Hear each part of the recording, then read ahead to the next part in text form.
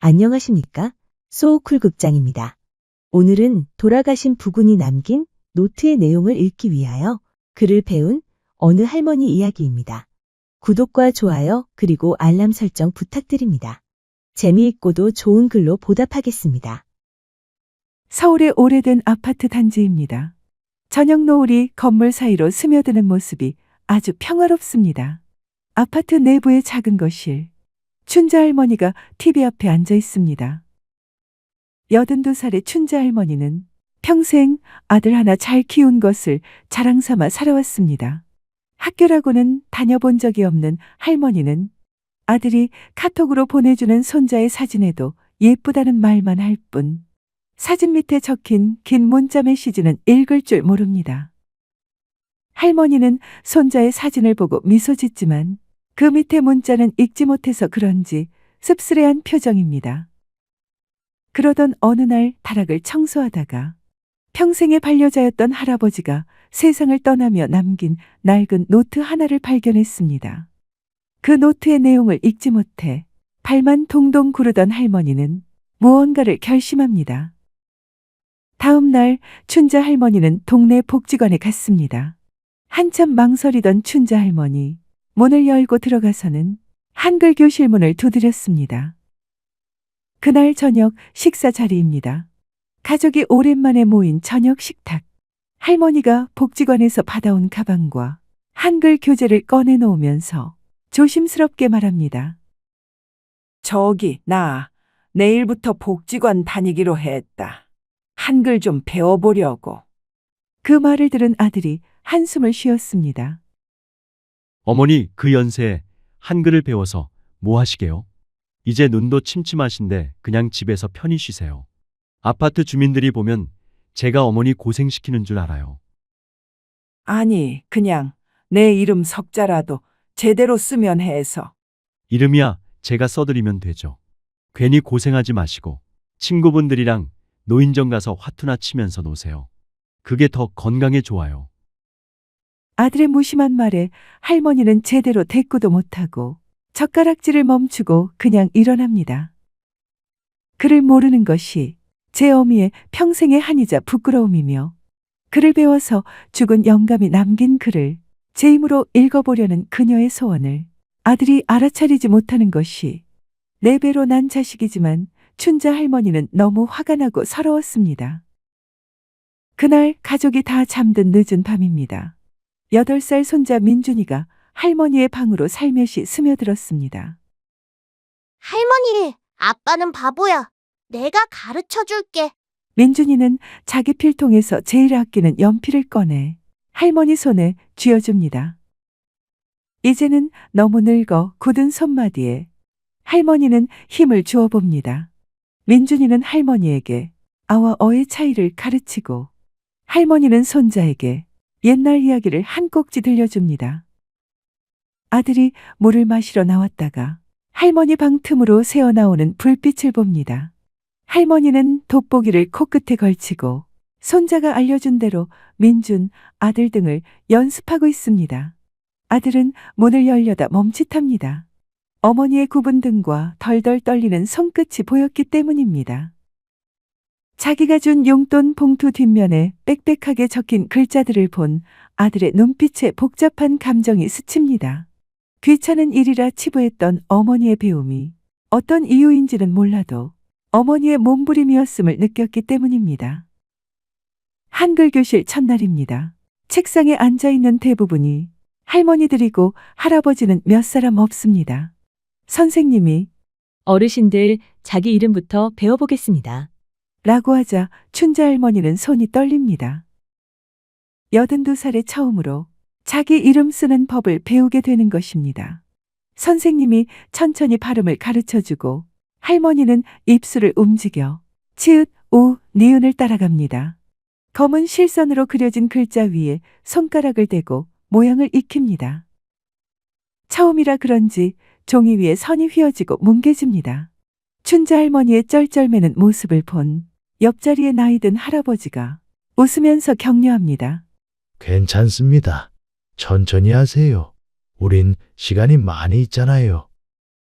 며칠 후 춘자 할머니는 비로소 또박또박 춘자라는 자기 이름을 썼습니다.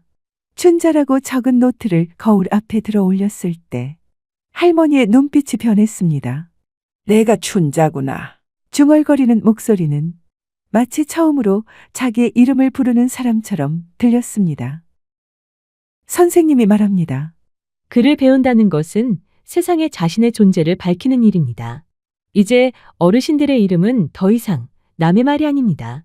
어르신 손으로 쓴 자기의 말이자 자기의 이름입니다.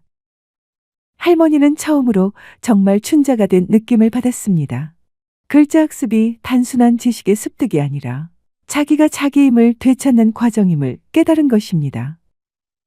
그날 저녁 춘자 할머니는 손자 민준이에게 배운 글씨를 자랑했습니다. 손자는 할머니가 적은 춘자를 보며 엄지손가락을 치켜 세웠습니다. 할머니, 글자가 예뻐요. 춘자 할머니가 한글 교실에서 자음과 모음을 어느 정도 익힌 날이었습니다. 선생님이 이렇게 말했습니다. 오늘은 평생 살면서 가장 많이 불러본 이름을 써보겠습니다. 교실 안이 잠시 조용해졌습니다. 어느 할머니는 아들 이름을, 어느 할아버지는 아내 이름을 적었습니다. 춘자 할머니는 연필을 쥐고 한참을 조용히 있었습니다. 그녀가 평생 많이 불러본 이름은 춘자도 아니고 아들도 아닙니다. 입술만 달싹이다가 결국 연필을 내려놓았습니다. 어르신 왜 안 쓰세요? 선생님의 말씀에 춘자 할머니는 고개를 숙인 채 말했습니다. 이름은 많이 불렀는데 글자로는 한 번도 안 써봐서요.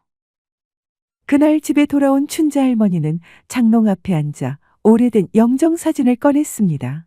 사진 속 할아버지는 늘 그랬듯 말이 없습니다. 춘자 할머니는 돋보기를 쓰고 종이를 펴고 연필을 쥡니다.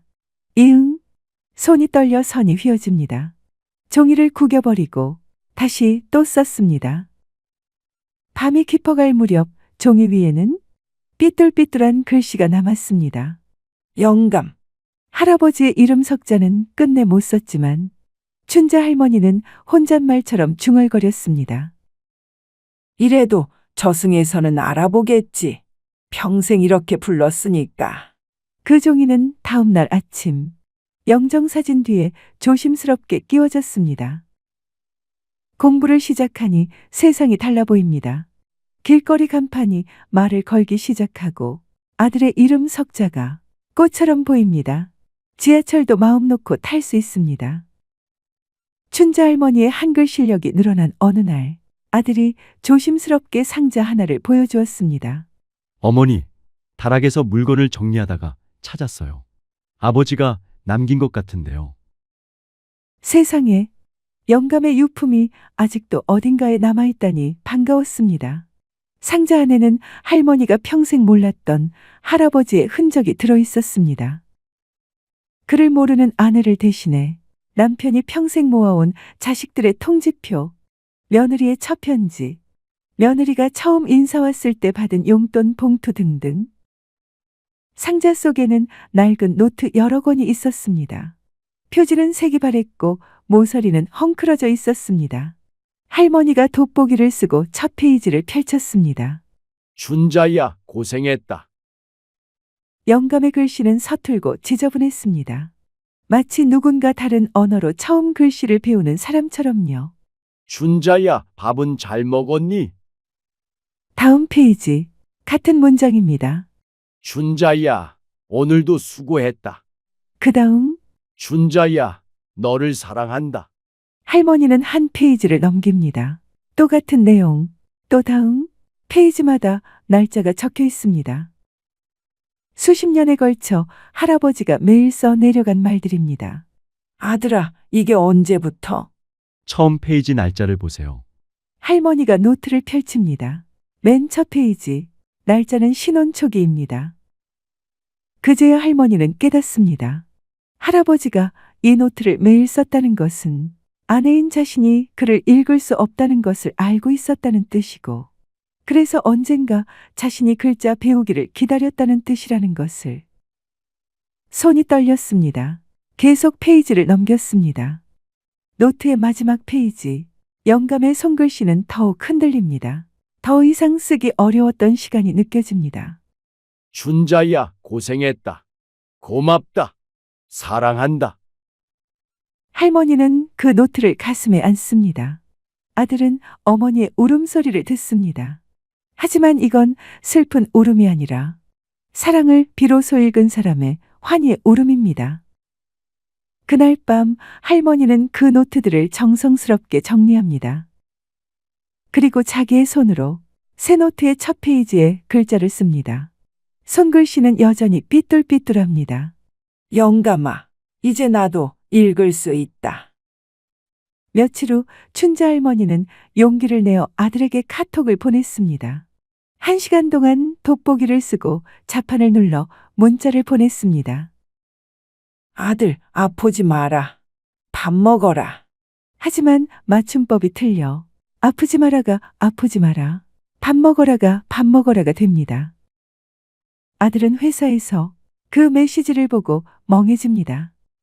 어머니가 그 짧은 문장을 보내기 위해 얼마나 많은 밤을 핸드폰을 들고 씨름했을지 비로소 깨달은 것입니다.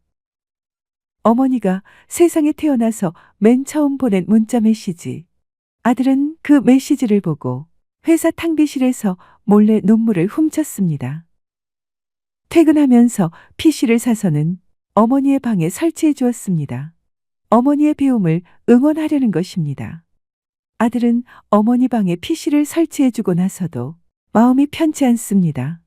괜히 부담을 준 건 아닐까? 괜히 또 상처를 준 건 아닐까? 며칠 뒤 회사에서 야근하던 밤 휴대전화가 울렸습니다. 어머니라는 이름이 뜨자 놀란 아들이 급히 전화를 받았습니다. 어머니, 무슨 일이세요? 잠시 침묵, 그리고 들려오는 숨소리와 함께 조심스러운 목소리. 아들아, 나 핸드폰 전화 내가 직접 했다. 아들의 가슴이 순간 철렁 내려앉습니다. 잘하셨어요. 무슨 일이 있어요? 아니, 그냥 한번 해봤다. 그 한마디를 하기까지 얼마나 연습했을지 아들은 굳이 묻지 않아도 알 것 같습니다. 잠시 후 어머니가 덧붙입니다. 예전엔 내 목소리 들으려면 누가 옆에 있어야 했는데, 이젠 혼자서도 된다. 아들은 아무 말도 못한 채 전화기를 꼭 쥡니다. 회사 복도 창에 비친 자기 얼굴이 낯설게 보입니다. 어머니, 아들이 천천히 말합니다. 이번 주말엔 제가 옆에 같이 있을게요. 전화기 너머에서 아주 작게 웃음소리가 납니다. 그래라, 그냥 옆에만 있어라. 그날 밤 아들은 집에 돌아와 어머니 방문 앞에 한참을 서 있다가 조용히 속삭입니다. 어머니, 그동안 고생 많으셨어요. 복지관 한글 교실의 마지막 과제는 가장 소중한 사람에게 편지 쓰기였습니다. 할머니는 며칠 밤을 꼬박 세워 편지를 완성했습니다. 수신이는 이미 이 세상에 없는 할아버지입니다.